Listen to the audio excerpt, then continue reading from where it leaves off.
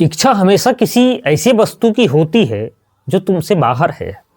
इच्छा वस्तुगत होती है, लेकिन आकांक्षा वस्तुगत नहीं होती। आकांक्षा उस चीज के लिए होती है जो तुम्हारे भीतर विस्फोट होना चाहती है। वही आंतरिक व्यक्तिगत निष्ठा है।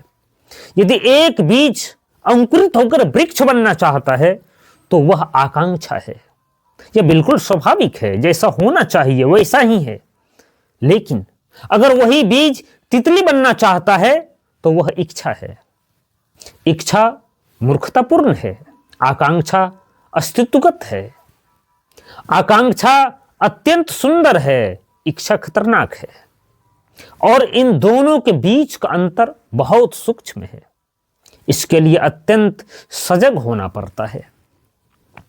आकांक्षा भीतर के द्वार खोलती है, इच्छा बाहर का संग्रह करती है।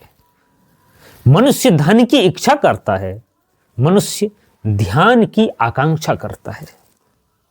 मनुष्य सत्ता की इच्छा करता है, मनुष्य पवित्रता की आकांक्षा करता है। मनुष्य ज्ञान की इच्छा करता है, मनुष्य जागरूकता की आकांक्षा करता है। मनुष्य संसार की इच्छा करता है, मनुष्य परमात्मा की आकांक्षा करता है। जो कुछ तुम्हारे स्वभाव में अंतर्निहित है वही आकांक्षा है। जो ऊर्जा को अपनी ऊर्जा को इच्छा से हटाकर आकांक्षा में रूपांतरित करो। इच्छा तुम्हें तुम्हारे ताव से, तुम्हारे धर्म से, तुम्हारे स्वभाव से भटका देती है।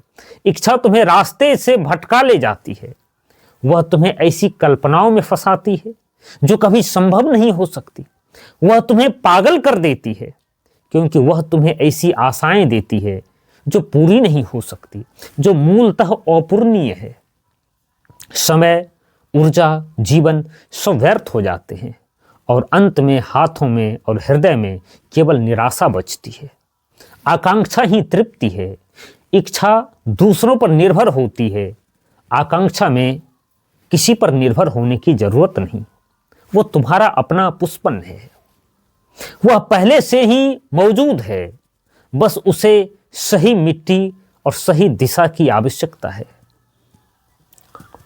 वह बसंत के आने की प्रतीक्षा कर रहा है।